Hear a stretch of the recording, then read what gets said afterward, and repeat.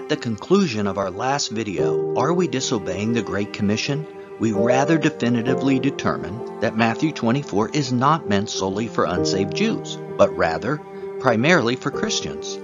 So I'm sure a lot of questions have entered your mind, primarily about verses 29 through 31. For instance, you might be asking, isn't this passage about the second coming?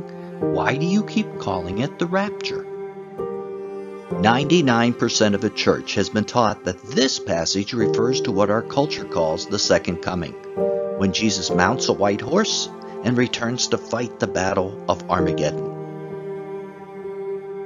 Yet, as we look at the Matthew 24 passage carefully, we don't see Jesus on a white horse. Rather, we see him coming on the clouds, and we don't see him leading or fighting a battle. Rather, we see him sending his angels to gather the elect. In fact, these two events couldn't seem to be more dissimilar. But when we compare Matthew 24 to 1 Thessalonians 4 and 5, the traditional rapture passage, we see all kinds of similarities. So the question is really this: what event is Matthew 24, 29 through 31? Is it the rapture, or what our culture calls Christ's second coming? Before we answer that question, let's examine the chronology of end times. Both pre-tribulation rapture theory and pre-wrath rapture theory envision two events: a rapture, when Jesus returns to gather together his elect into heaven, and then a separate second event, the physical return of Jesus to the earth to fight the battle of Armageddon. These events are depicted on the models we are already familiar with. As you notice, both theories place the physical return of Jesus at the very end of the tribulation, and both suppose that Revelation 19, 11 through 15 depicts this event. Both theories also believe 1 Thessalonians 4 through 5 depicts the rapture, and both imagine it occurring before the wrath of God, although they do differ on the timing as we saw in episode 2. However, the theories dramatically differ on what event Matthew 24, 29 through 31 represents. The pre-tribulation rapture theory assumes Matthew 24 is the same event as Revelation 19 and happens at the end of the tribulation. The pre-wrath rapture theory assumes Matthew 24 is the same event as 1 Thessalonians 4 through 5, and both occur sometime after the middle of the tribulation, perhaps a year from the end.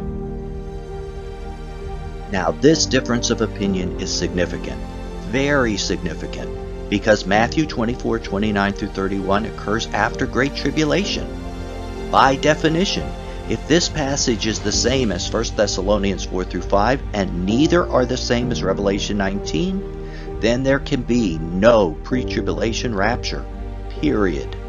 Let me state that again because it's very important. If Matthew 24, 29 through 31 is proven to be the same as 1 Thessalonians 4 through 5, or in other words, is proven to depict the rapture, or if it's proven to not be the same as Revelation 19, which we call the second coming, then there can be no pre-tribulation rapture. This is because the gathering together in Matthew 24 has to come after Great Tribulation. That makes this the most definitive proof in the video series. Let's begin our inquiry by looking at the similarities and differences between these passages: 1 Thessalonians, Revelation 19, and Matthew 24. There are 10 points to consider, and remember, if Matthew 24 is proven to be the same as 1 Thessalonians 4 through 5, or not the same as Revelation 19, then there is no pre-tribulation rapture by definition. The first point of comparison is that Matthew 24 is called a coming or parousia in the Greek. In fact, Matthew 24 uses this term 4 times. 1 Thessalonians uses this term as well, and Revelation 19 does not.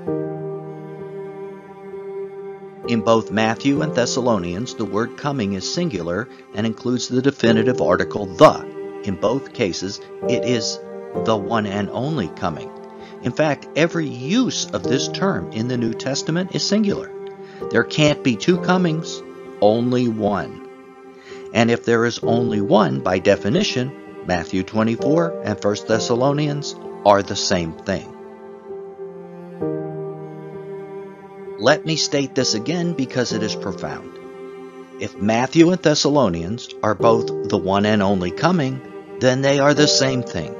We could stop right here and claim to have proven our point, but there is much more to discover. The second point is that 1 Thessalonians refers to a resurrection and Revelation 19 doesn't. But does Matthew 24 refer to a resurrection? At first, you'd think it doesn't, but let's examine it more closely. When Jesus described the Great Tribulation, he is actually quoting the prophet Daniel, and this passage from Daniel does include the resurrection. So when Jesus referred to Daniel 12 verse 1, he referred to everything that went with that verse, including Daniel 12 verse 2, which includes the resurrection. So we can put a check mark here as well. Matthew 24 mentions the resurrection, but by reference. Both Matthew 24 and 1 Thessalonians liken Jesus' return to birth pangs. Revelation 19 doesn't. Matthew 24 and 1 Thessalonians have the presence of angels. Revelation 19 does not. Both Matthew 24 and 1 Thessalonians refer to sinners as drunk. Revelation 19 doesn't. Matthew 24 and 1 Thessalonians have a trumpet. Revelation 19 doesn't. In Revelation 19, Jesus actually has a sword in his mouth, which precludes him from blowing a trumpet, which Zechariah 9:14 specifically tells us is blown by Jesus on that day. Both Matthew 24 and 1 Thessalonians show Jesus is coming on the clouds. Revelation 19 doesn't. In fact, in Revelation, he comes on a horse. Both Matthew 24 and 1 Thessalonians show a gathering together of the elect. Revelation 19 does not. In 1 Thessalonians and in Mark's nearly identical version of the gathering together, the direction of the saints is up. In Revelation 19, the saints return with Jesus in a downward direction. In a very crucial point of comparison, in 1 Thessalonians and Matthew, the timing of Jesus' return is unknown. We are told Jesus comes like a thief. But in Revelation 19, it is completely known. It comes 3.5 years after the abomination of desolation. This comparison has been like the children's game. One of these is not like the others. The difference between Revelation 19 and the other two passages, as we have shown, is like comparing apples to oranges. Matthew 24 and 1 Thessalonians are alike in 10 important ways. And just as important, they are not like Revelation 19. Matthew 24 is the rapture. It is not the second coming. There are several other ways that Matthew 24 cannot be the same event as Revelation 19, and these are crucially important. If Matthew 24 isn't the physical second coming, not only is the pre-tribulation rapture theory disproven, but so are the mid-tribulation and post-tribulation positions, all of which depend on Matthew 24:31 occurring at the end of the tribulation period. Every one of these theories must ask the question, if Matthew 24 is not the same as Revelation 19, then what is it? The answer, of course, is that Matthew 24:31 is the rapture. One of these critical, insurmountable other differences is that in Matthew 24, the unrepentant are taken by complete surprise, just as in the days of Noah. In Revelation 19, there is no surprise. In fact, Satan, the Antichrist, and the false prophet begin to gather the armies of the earth prior to Jesus' return in order to fight against him.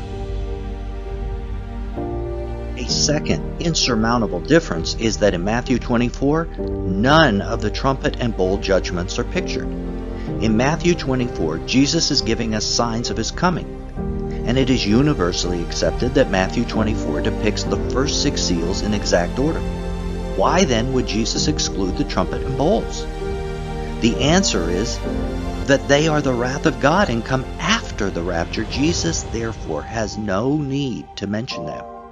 The Revelation 19 passage, however, comes after all the trumpet and bowl judgments and is in itself, in fact, the 7th bowl. This will probably shock everyone, but there is no fiery judgment pictured in Revelation 19. However, the first trumpet is a fiery judgment, and it falls exactly where the pre-wrath rapture predicts, right after the opening of the seals and Matthew 24. So, in all of these amazing ways, we have proven that 1 Thessalonians 4, the only passage in the Bible that pre-tribulationists can possibly claim as supporting a pre-tribulation rapture, actually is the same as Matthew 24, 29 through 31. We have also proven that Revelation 19, when Jesus rides a white horse, is not the same as Matthew 24. Only a pre-wrath rapture is consistent with all these amazing proofs. So, after all this evidence, I am sure many of you are shocked, perhaps confused, and possibly wondering what we should be doing within our churches right now to get the word out. We will explore that question in the next episode.